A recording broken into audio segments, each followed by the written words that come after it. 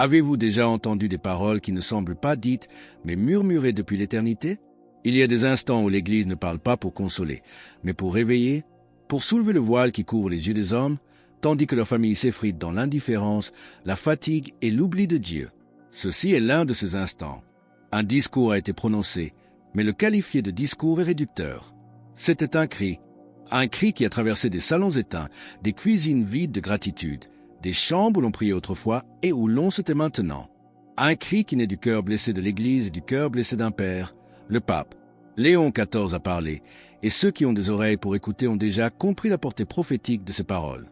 Il n'a pas lancé d'accusation, il n'a pas pointé du doigt. Il a ouvert les bras et il a pleuré. Car, selon ses propres mots, le démon n'entre pas par la porte principale, il entre par là où l'on ne prie plus. Arrêtez-vous un instant. Regardez autour de vous. Votre maison, celle que vous aimez, est-elle vraiment habitée par la paix? Ou y a-t-il des silences qui crient, des présences physiques mais des absences intérieures? Nous ne parlons pas de psychologie, nous parlons de réalité spirituelle, de batailles invisibles qui se livrent entre les murs domestiques. L'apôtre Pierre nous met en garde, soyez sobres, veillez. Votre adversaire, le diable, rôde comme un lion rugissant, cherchant qui il dévorera. 1 Pierre 5h8. Le pape a osé nommer l'ennemi, non comme une caricature, mais comme une intelligence réelle qui s'insinue là où les genoux ne se plient plus. Que pensez-vous vraiment de ce qu'a dit le pape? Écrivez-le dans les commentaires. Votre voix peut aussi réveiller d'autres cœurs endormis. Laissez un j'aime et abonnez-vous si vous croyez que le silence devant Dieu est le seul bruit qui peut sauver une famille. Ce n'est pas un message générique. C'est un appel direct pour vous, pour celui qui a le courage de regarder dans les fissures de sa propre famille. Restez avec nous, car nous allons vous révéler la vision poignante que le pape a partagée. De nombreuses maisons aujourd'hui semblent parfaites de l'extérieur, mais à l'intérieur règne un silence qui n'est pas la paix, mais le vide. Quelle est la première question, simple mais tranchante, que le pape a posée à chaque famille pour diagnostiquer cette absence de Dieu? Beaucoup de maisons aujourd'hui semblent parfaites de l'extérieur. Propres, ordonnées, modernes. Mais à l'intérieur règne un silence qui n'est pas la paix. C'est le vide, c'est l'absence.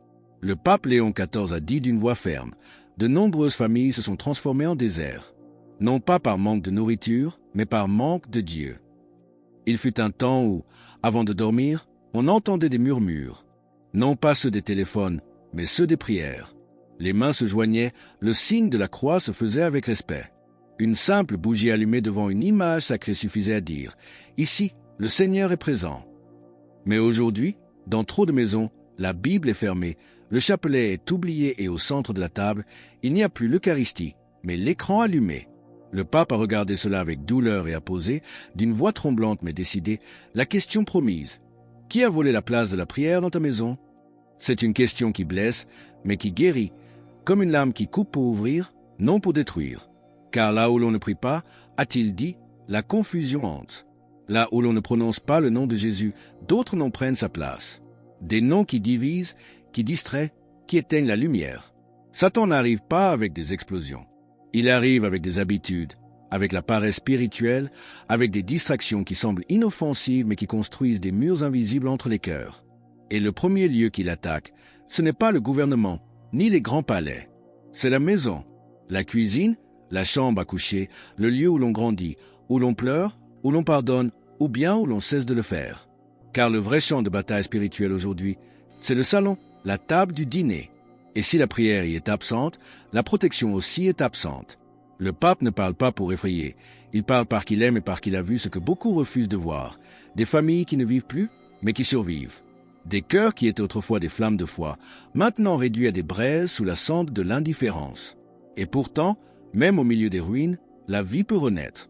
Il suffit d'une étincelle. Il suffit d'une seule voix qui dise « ça suffit », d'une personne qui se lève, même seule, et murmure « je veux recommencer ». Cet appel à « recommencer » est puissant. Mais qu'est-ce que le pape lui-même a vu dans le silence de sa propre prière qui lui a donné une telle urgence? Il a partagé une vision, non pas spectaculaire, mais infiniment plus réelle, une maison vide, illuminée à l'extérieur, mais éteinte à l'intérieur. Qu'a-t-il entendu dans le silence de cette maison? Dans l'une de ses homélies les plus touchantes, le pape Léon XIV a raconté ce qu'il a vu dans le silence de la prière. Pas une vision spectaculaire, mais quelque chose d'infiniment plus vrai. Une maison vide, illuminée à l'extérieur, mais éteinte à l'intérieur. Les lumières étaient allumées, la télévision murmurait des mots sans poids, mais il y avait une absence qui criait plus fort que n'importe quel son. Il a dit « J'ai entendu le gémissement d'une mère qui ne prie plus, le souffle lourd d'un père qui a oublié comment bénir ses propres enfants. » Ce n'était pas un rêve, c'était un cri spirituel. Car lorsque l'amour n'est pas nourri par la foi, il s'éteint comme une bougie laissée au vent. Et le démon n'a pas besoin d'apparitions spectaculaires. Il lui suffit d'entrer silencieusement au cœur de nos habitudes. Combien de soirées passées à regarder un écran sans jamais nous regarder dans les yeux? Combien de repas consommés à la hâte, sans une bénédiction, sans un remerciement? Ce n'est pas de la culpabilité, c'est de l'égarement. Mais c'est précisément là que commence le plan de l'ennemi. Le pape a utilisé des mots précis. Le démon aime le silence là où Dieu a été chassé. Et là où il n'y a pas de bénédiction, il y a une malédiction silencieuse. Pas celle des sorciers, mais celle des mots durs, des silences hostiles, des portes claquées au visage. C'est ainsi que Satan détruit les familles. Non pas avec la violence, mais avec la distance, avec le froid qui s'insinue entre deux personnes qui s'aimaient autrefois. Comme le dit le Seigneur, la maison bâtie sur le sable de l'opinion du monde s'effondre, mais celle bâtie sur le roc de sa parole résiste. Matthieu 7, 24-27. Beaucoup pensent que c'est la vie normale, mais c'est un piège spirituel qui prend la forme de la modernité, du progrès, de la liberté, et qui, pendant ce temps, vide le cœur. Mais l'Église ne se contente pas de sonner l'alarme, elle offre aussi des remèdes. Et le premier est de regarder, non avec les yeux, mais avec l'esprit. De regarder à l'intérieur de sa propre maison et de se demander « Où Dieu manque-t-il » Car c'est précisément là, dans ce vide caché, que commence le retour. Le mystère n'est pas que le mal entre, le mystère est que si peu de gens s'en aperçoivent. Poser la question « Où Dieu manque-t-il » est le premier pas. Mais à quoi ressemble une maison où Dieu est présent? Le pape n'a pas seulement diagnostiqué le problème, il a partagé des histoires poignantes qui montrent comment les plus petits actes de foi peuvent transformer un foyer en sanctuaire. Quels sont ces gestes simples qui détiennent le pouvoir de sauver une famille? Il y a des images qui ne s'oublient pas, non pas parce qu'elles sont spectaculaires, mais parce qu'elles parlent le langage de l'âme.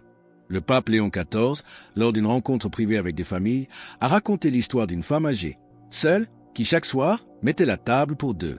Devant elle, une assiette vide. Non par nostalgie, mais parfois, c'est pour Jésus, disait-elle, car même si personne ne me voit, lui, il est là. Ce geste simple, une assiette vide offerte à l'invisible, a ému le pape jusqu'aux larmes, car c'était la preuve que la foi peut habiter même les lieux les plus silencieux. Mais il a aussi raconté une autre scène, plus douloureuse. Un homme en prison, condamné et oublié de tous, qui demande un chapelet. Pas une visite, pas un livre. Un chapelet, parce que même derrière les barreaux, a-t-il dit, on peut reconstruire une maison spirituelle. Et là où il y a la prière, il y a une possibilité. Puis, la voix brisée par l'émotion, il a rappelé le dessein d'un enfant. La mère pleurait, le père était parti. Le petit garçon prend un petit crucifix, le met au centre de la pièce et dit « Parlons avec lui, maman, il ne reste que Jésus. » Quand vous avez imaginé cette maison vide, un lieu que vous connaissez vous est-il venu à l'esprit? Écrivez dans les commentaires ce que vous en pensez. Vos paroles peuvent aider d'autres à reconnaître où Dieu manque. Laissez un j'aime et abonnez-vous si vous sentez qu'un petit geste de foi peut changer l'atmosphère de toute une famille. Ces images valent plus que 1000 traités, car elles montrent la vérité nue. La maison est un sanctuaire, ou bien elle s'éteint lentement. Et il ne faut pas un miracle pour la remplir à nouveau. Il faut une bougie, une icône, une prière murmurée même sans parole. Il faut une bénédiction dite d'une voix tremblante, un signe de croix fait dans la cuisine. Car le démon déteste ce qui est petit mais saint. Il méprise l'humble parce qu'il sait que dans cette humilité se cache la force de Dieu. Les familles ne sont pas sauvées par de grands projets, elles sont sauvées par de petits actes de foi, répétés chaque jour. Et celui qui les accomplit, même seul, devient le gardien invisible d'un hôtel domestique. Ces histoires montrent que n'importe qui peut devenir le gardien invisible de sa maison. Mais quelles sont les étapes concrètes et pratiques que le pape lui-même a recommandées pour reconstruire cet hôtel domestique? Quels sont les outils simples et anciens qu'il a exhorté chaque famille à reprendre pour défendre leur foyer?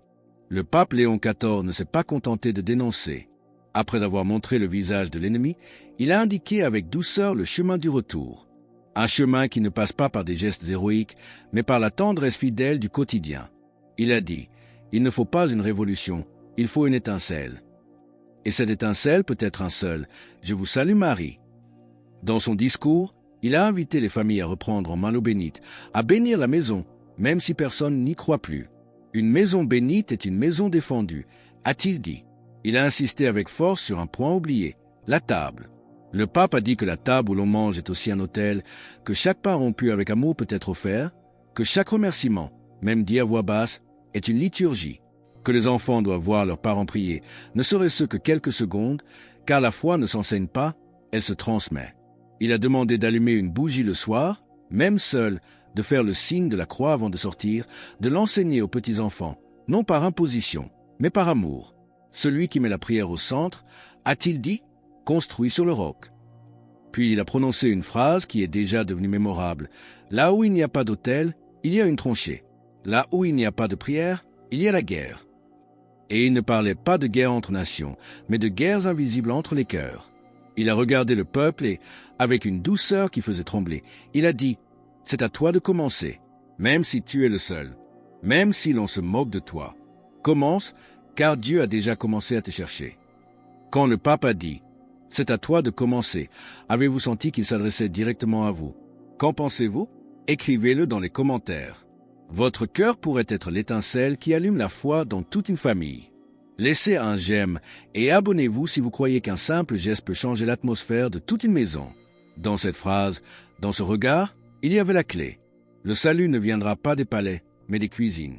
Non pas des décrets, mais des bénédictions dites avec foi. Dans les derniers mots de son discours, le pape Léon XIV ne parlait plus comme un pasteur universel, mais comme un père blessé. Quel fut son ultime plaidoyer? Son dernier cri du cœur, et quel unique objet a-t-il brandi comme le bouclier ultime, la clé qui peut sauver la famille? Dans les derniers mots de son discours, le pape Léon XIV ne parlait plus comme un pasteur universel, mais comme un père blessé. Il ne cherchait pas les applaudissements, il cherchait la conversion. Son visage était marqué par la fatigue, mais dans ses yeux brillait une lumière qui n'était pas de ce monde. « N'attendez pas que la foi revienne d'elle-même, dit-il. Elle ne reviendra pas si vous ne l'appelez pas par son nom. N'ayez pas peur de paraître faible.